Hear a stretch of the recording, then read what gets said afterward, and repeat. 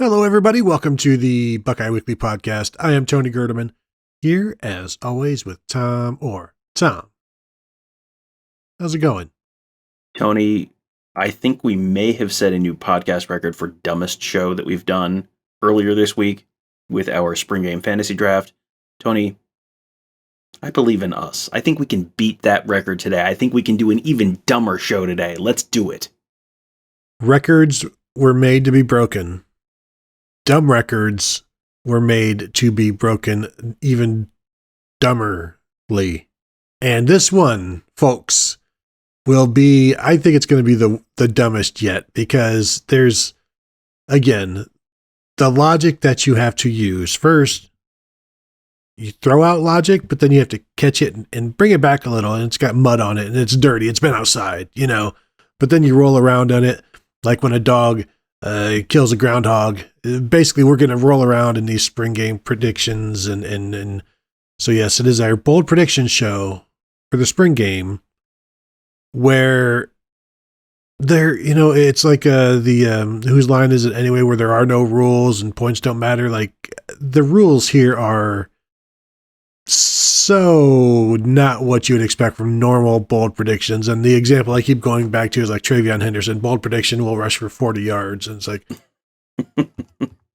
that's half of his average last year. And it's like, yeah, but it's the spring game, and 40-yard rushers aren't always happening, and certainly not recently. But again, the difficult thing is there's not a lot of recent history to go back to at spring games. The 2020 spring game did not happen. So we are boldly predicting stuff for a spring game based on very little history in terms of what to expect, and not knowing what the teams are, and not knowing how much each guy's going to play. And so it's really, Tom, as you said, a dumb idea. It's an extremely dumb idea, but, what is the brand of these bold prediction shows? Is it smart? Is it, logical? Is it good podcast? No, that's not Never. what we do here. That's not what we do here at all. So yeah, no, this is trying to predict anything. And again, what did we do in our previous show? We did a fantasy draft without knowing who was on which team, which is an extremely important part of this process. Tony, do we know who's on which team at the time that we're recording this for this? No, of course we don't. Why would we learn from the past, Tony? That's no. Those who refuse to learn from the past generally do well. I think that's how that saying goes, right? Like, this is going to go great. And again, this show has always been about quantity, not quality. That's why part of the quantity is actually part of the title of the show. It's weekly. It gives you the quantity of how much of the show you'll get. But then also, we go beyond that. We give you so much quantity that the quality doesn't, that's not even a thing you're looking for. You're just looking for presence. And not PRESENTS. You're looking for our presence, the NCE. And here we are for more quantity for you. So, Tom, I will allow you to make your first bold prediction, and we can get this bickering underway, knowing that we don't have an infinite in it. Tom, what don't we have? An infinite amount of time. Thank you. Yes. So, and I think the bickering on this one is going to have to be kind of, it's like, I don't know, like what. This may be a 15-minute show. Yeah, these are all like completely insane to predict individually, but also like they won't sound even remotely interesting. So this should be a great show. There were only 4 sacks in the entire spring game last year. Jack Sawyer had 3. I think it was Jerron Cage had the 4th one. Only 2 players had a sack last year. That's why it is pretty bold for me to say Caden Curry over 1 sack. So at least 1.5 sacks for Caden Curry. Okay.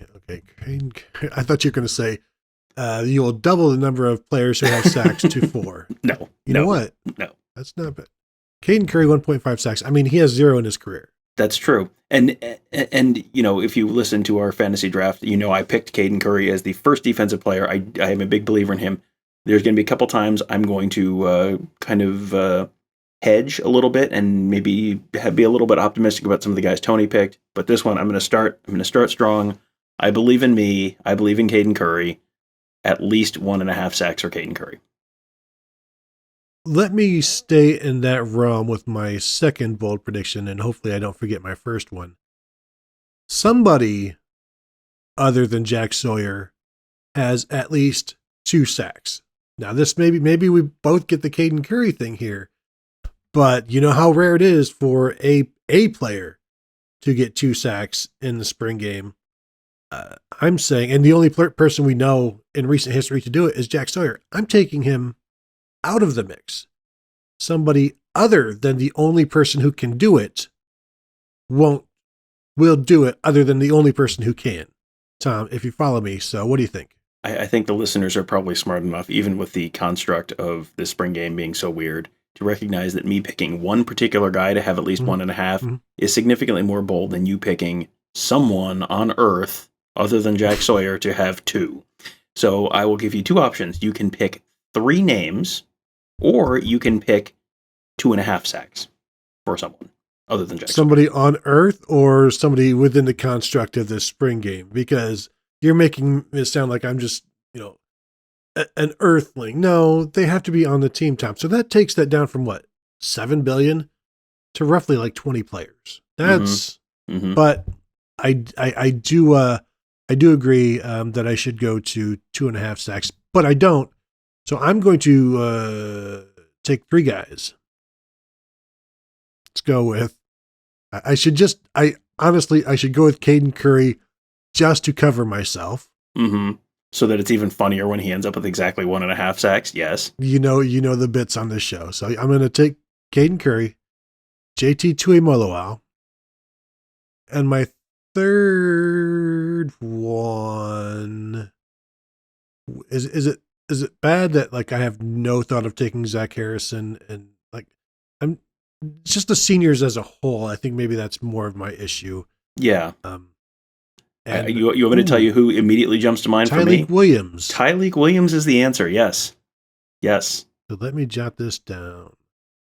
So either Caden Curry, Tyleik Williams, or JT Tuimoloau. 2 sacks. Okay. No. Yeah, okay. We said 2. Yeah, okay. All right. Okay, good. So last year, only 2 players had catches of 36 yards or longer in the spring game. It was Chris Olave and Garrett Wilson. I'm going to call my shot. I'm going to double down on one of my picks from earlier in the week. Jaden Ballard has at least 1 catch of 36 yards or longer. Yeah. I have a similar one, so I'm going to allow this. Is yours 34 yards or longer? No. Okay. I should do the Price is Right thing here, and just go like 1 yard, but no. So yours was Jaden Ballard of what, 34 yards? You said 36. If you want to give me 34, I guess 34 would be a little more on brand for the podcast. But I was going to say 36. Sure. Yes. In that same similar vein, my third one, and again, I will have to go back to my first one eventually. Emeka Egbuka has a catch of at least 43 yards. Now, if I wanted to, I could have just taken it down to 37 and been one bolder, but the receiver also is probably less bold than your receiver. Like my receiver is a little bit less bold, so my yardage should be a little bit more bold. And so I am saying a catch of at least 43 yards. We know he had a 90-yarder or whatever in the regular season. That doesn't matter. Regular season does not come into play. Now, he did have a very good game in the spring game last year. I don't know if he did not have a 43-yarder, as you said. So I feel pretty good about that one. I think that's a good one. And you got to remember he had it was 85, I think, yards against Akron. But you got to remember if he's going up against Ohio State walk-ons, that might be a better defense than the Akron defense from last year. So, oh, shoot, true. Let me change that. 27 yards. Yeah, I will allow your initial one of what was a 43. Yeah, I think that's a good one. So this is once again I'm going to be doubling down on one of my picks from earlier in the week. I believe what I believe. I may not have any reason for it, but I believe what I believe. Last time a receiver had multiple touchdown catches in a spring game was. Do you know the last time, Tony? No.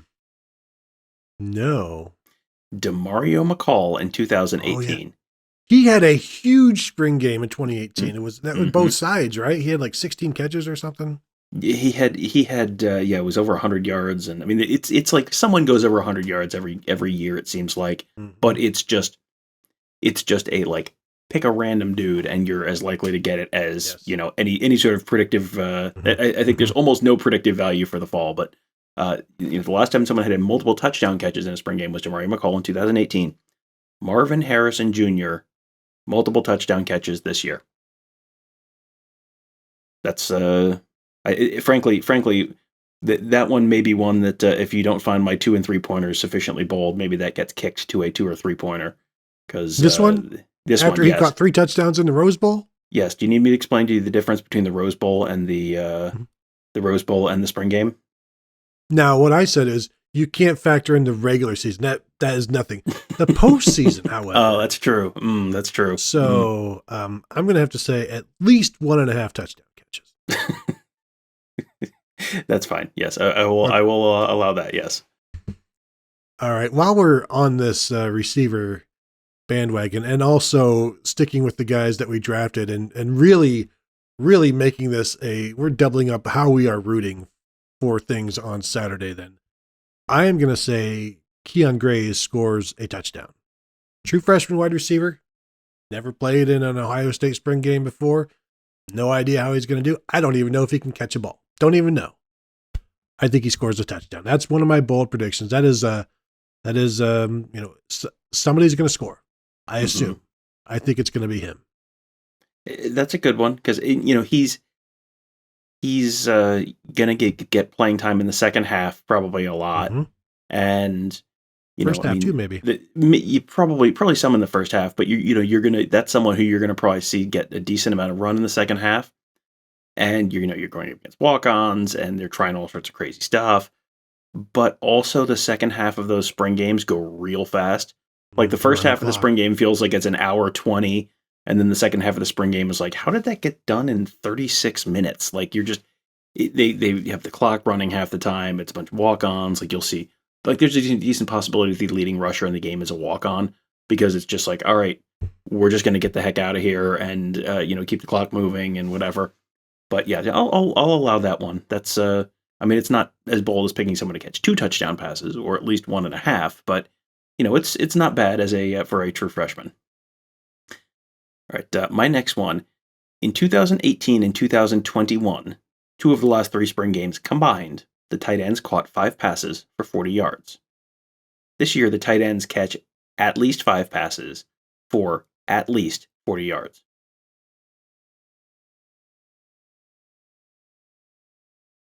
And in case you're wondering about the 2019 game, there were only 2 receptions, but Rashad Berry had one that was a relatively long one that would have made this an unrealistic number. So I went with 2018 and 2021. I'd prefer the unrealistic number be included. Yes, I'm sure you would, yes. And I recognize this is not as bold as it could be with this being the year of the tight end, but... Well, yeah, there is that, but again, it's the year, not the spring. Mm-hmm. And so you don't want to overuse your real weapons.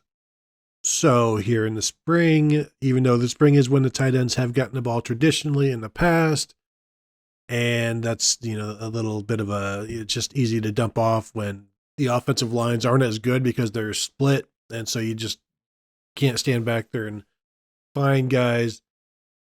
However, Tom, it is a year of questionable tight ends in terms of whose role is what. So Mitch Rossi is out. We know that. So there's 6 catches right there that you're not going to get. I think I'm just going to allow this because at this point, now 40 yards is very low. I would prefer 5 for 50. At least get the 10 yards. Give me 10 yards a catch. 40 yards is very low. You know what is not very low? 5 receptions. How many times do you think Ohio State's tight ends had 5 receptions last year? I'm hoping you know the answer to this because I didn't bother. No, you can't just base it on one game because there's 2 offenses playing. Mm-hmm. So how many times, let's take the Michigan game, for instance. You have to count the Michigan tight ends and the Ohio State tight ends in the game. And is the clock What about running like an Iowa game? You have to take the Ohio State tight ends and the Iowa tight ends, and you have to factor that in. Let's talk 2018. Let's talk 2017. Let's look at the tight ends, just a random game, and get an idea of how much the tight ends actually catch the ball. All right, I think I heard you saying it was okay. So I'll tell you what, you can have one of these two things: 5 and 40 or 4 and 50. No, how about 5 and 45? Okay, I will allow it. 5 and 45. So when it's 5 catches for 43 yards, you know I'm going to be the maddest of all. Extremely, extremely mad. Now that is over 45 or at least 45? At least 5 catches and 45 yards. Yes. All right. Okay. 45 catches. 5 yards. Possible. All right. So that was your fourth one. Let me go back to my first one. Here we go. Kyle McCord throws at least 3 touchdown passes. So I have one where Kyle McCord throws 3+ touchdowns for the first time since 2017. So now you say 3+. Is that at least 4? At least 3. Yes, at least 3. So are we both gonna? Well, Is this where we have to auction it up to 4, or because I'm the first one to set it? I'll take Kyle McCord throws 4 touchdown passes. I haven't gone back and looked at the last time someone threw 4 touchdown passes, but I would bet it has been quite a while, if ever. And I'll do that. I will do 4 touchdown passes for my 3-pointer. No, what if I want to do 4 touchdown passes for my 1-pointer? Like, you can't just take. I can match it. You can match it. Yes. Would you like to match it? No, I don't want to match that. No, because it's crazy. Exactly, because it's crazy. So your 2-pointer is Kyle McCord, or is that your 3-pointer? Well, I guess we'll put it down as a 3-pointer, and then you can determine if one of them is throws at least 4 touchdowns. Which means I'm going to dial back, and I'm going to say you could take Kyle McCord 3 touchdowns for 1 point. Then you can have 3 for 1 point, and I can have 4 for 3 points. All right, let's do that, because and I will even allow you accounts for 3 touchdowns. So throws, runs, catches. Why are you asking for accounts for? No, I'm simply because mine is 3 and yours is only 1. I think that's a fair compromise there. All right. Accounts for at least. Okay. All right. And boy, that's so he's running the ball quite a bit on Saturday. The Ohio State spring game, famous for quarterback running. Yeah, that's so I guess now I go again because now you've given me 5 of yours. Yes. Here's one for you, Tom. I feel like this should be a 2-pointer, if not a 3. But we'll go for a 2-pointer right now. I guess I'll just leave that alone then, because let's go with this one, Tom. This is just a 1-pointer. CJ Hicks has at least 1 tackle for loss, 1.0 tackles for loss, not just an assist or, like with 2 other guys. Now it might be 2, but he finishes with at least 1.0 tackles for loss. That's a good one. And, this is another one of these where it's like during the regular season, I think we would have, looked at each other like, come on, that's crazy. But you get, when is CJ Hicks going to be playing? Probably a lot of second half. How many tackles for loss do you really get in the run game? Not that many. So, maybe he's coming, and a sack or maybe a sack or some, something like that. That's a good one because it's entirely plausible because you got to think, the depth on the offensive line has been a concern all year. So now you're dividing the offensive line in half. And then you're getting to the guys who are the backups to those guys. Like there's going to be a bunch of walk-on offensive linemen in there when CJ Hicks is in there. He is, very, very quick. Is the type of player who should be able to get into the backfield if he's, if that is his task on a certain play. But still, there's not that many opportunities. So yeah, I think that is a good pick and a bold one, but also one that's more likely to happen probably than some of the other ones we've discussed. So yes, that is a very good one. My next one, Jordan Hancock or J.K. Johnson. One of them has an interception. Yeah, I can't argue with that one. That's a good one. I have a similar one, but I have a specific player that will come up with an interception, which I have as a bonus. As a 2-pointer? Yeah. Yes. I mean, you're going to have like, going back through the years, it's like you're going to have like 1 to 2 interceptions, probably most of these spring games. So then you have to, you've got to kind of spin the wheel, and there's only so many spots. So yeah, picking 2 guys getting 1 point, picking 1 guy getting 2 points, that's a pretty good compromise. How are we getting along so well? What is wrong with us today? It's spring. It just has that way about it. Thing is though, like it's not like these guys are facing crappy quarterbacks or dealing with receivers who can't run routes. It's very difficult to get an interception, and this isn't, let's say, Michigan or whatever, just throwing the ball up for grabs as the team does. These are talented quarterbacks with big arms and quick releases. Some of this may just come down to a tipped pass, tipped at the line of scrimmage, and maybe somebody comes up with it other than Jerron Cage. My let's see, am I down to my first 2-pointer now? Correct?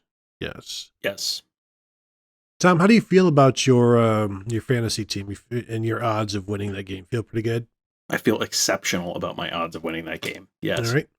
My 2-point bold prediction, I will win the fantasy matchup. Wow. Actually, no, let's change You it don't to want my to use 3 that. point, You don't want to use that for 3? Well, that's no, you're right. I just had them in the wrong order because we already agreed that my interception one was going to be a 2-pointer. So my 3-pointer, I'll just jump to it now. I will win the fantasy matchup. You're talking so much trash, talking about your team, making fun of my draft on the air, off the air. 3 points if I win. So you did get the first pick. So I'll tell you what, if you want to trade me quarterbacks, I will make that a 3-pointer for you. The question is, which matters more to you, winning the bold predictions or winning the fantasy football? Bold predictions. I mean, but it's also an institution. Like, I don't know that trading anything helps anybody. How about this? I will win the fantasy matchup by at least 7 points. All right. So what is it? Bam goes the dynamite plus 6.5 against Team Awesome. Yeah, I'll take that. Mm-hmm. Right, I will take that. Yep. All right. Okay, Tom, yours. Going through those teams, going through the scoring for previous years, you're not going to have many guys get more than 15 to 18 points. Like 7 points is a lot compared to. We'll see where those numbers end up. I'm guessing you're going to be probably in the 50 to 60 range, both of those teams, probably. You get a couple wide receivers in that 10 to 15 range. You get a quarterback in the 12 to 15 range. You're going to pick up a few points here and there, but winning by that many in that low scoring fantasy matchup is that is bold, my friend. That is bold. So, and the thing is, it's proven that really, like, the person who loses the bold predictions by definition has had the boldest predictions. So yes, or is or is just wrong about stuff, or it's just wrong about stuff. One or the other. I guess it depends on who wins. Exactly, 50-50 odds of having your justification correct. Your 2-point bold prediction. Yeah, my final one. I went back through and looked for Xavier Johnson's career yardage, because Xavier Johnson was the one guy who you picked, who I thought, boy, that's a tremendous pick. Late in the draft. You got Kyle McCord. I was like, that's a great pick. You had it the first overall, so it's okay. You only get so much credit for that. Xavier Johnson was like the 4th wide receiver, like in that kind of like extra bonus time. I was like, that was a tremendous pick. So as far as I can tell, I went through spring game box scores and season stats. He appears to have 17 yards of career offense, total offense in his career, all on rushes when he was a running back in 2020. I say he more than doubles that, 35 yards or more, or we can just say doubles it because we know, Tony, what are the holy numbers on this show? 17 and 34. So you know what? Let's make it that. 17 career yardage for Xavier Johnson. He doubles that to 34 or more.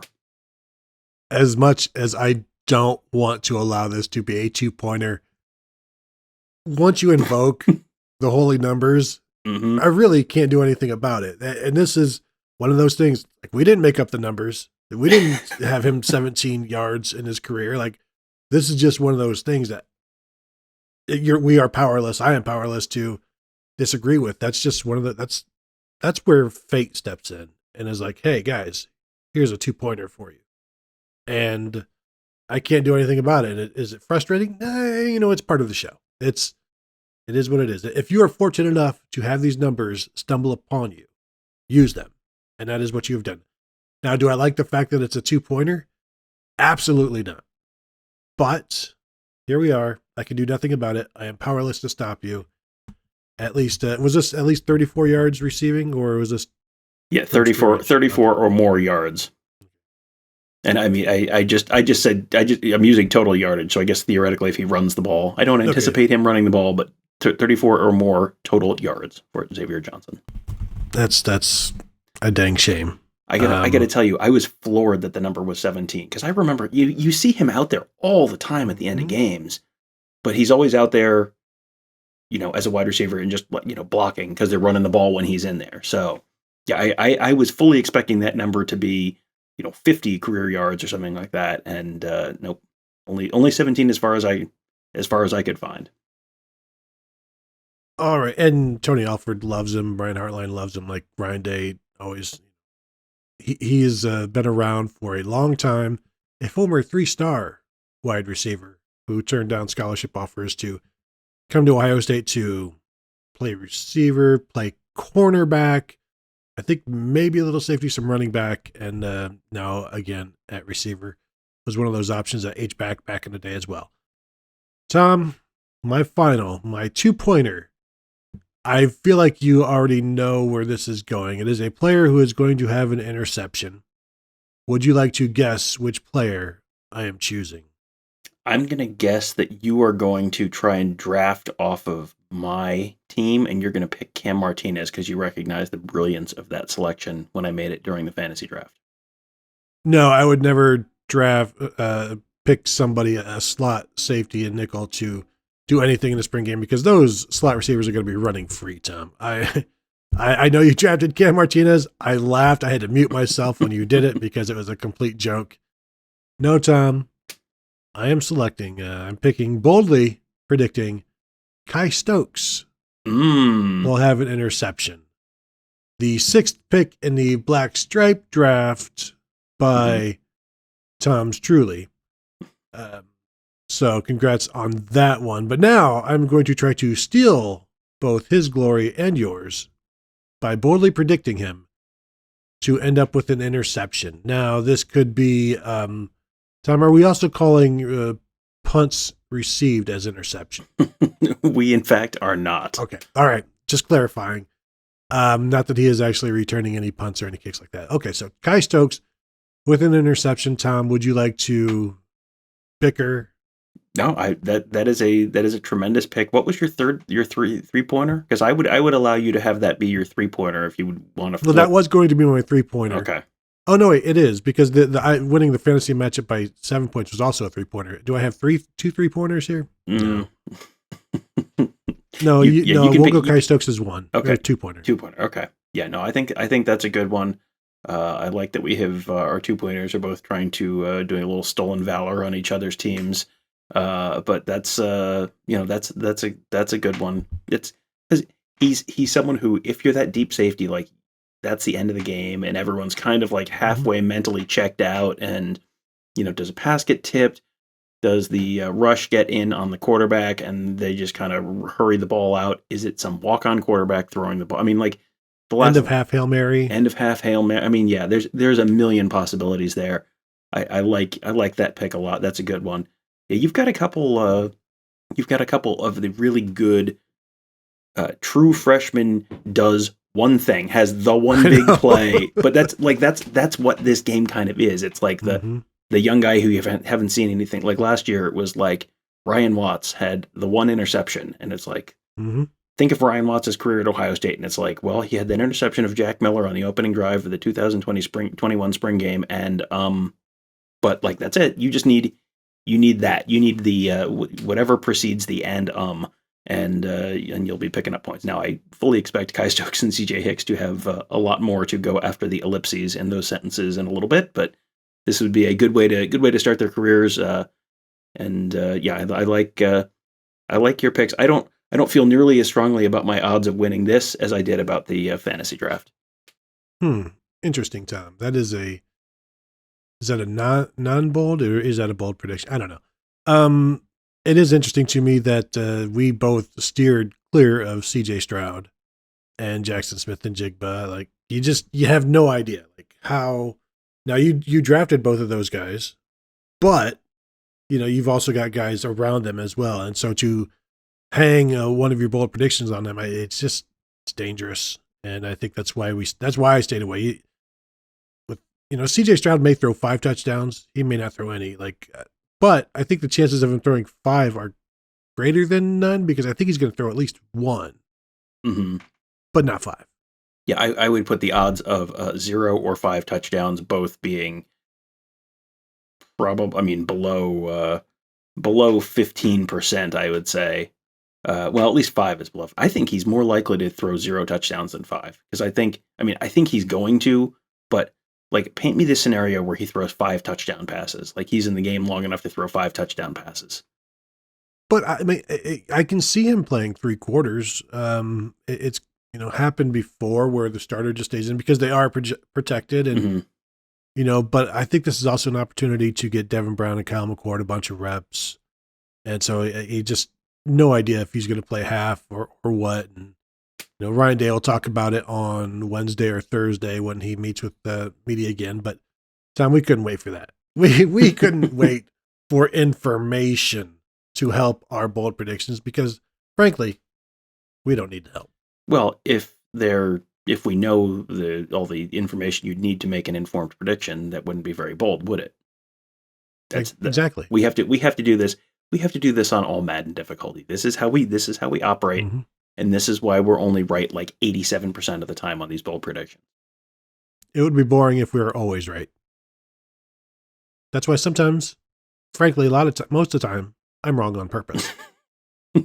Anyway, Tom, do you have anything else from today's show? Anything you want to add? Anything you want to apologize for? Anything you want to gloss over?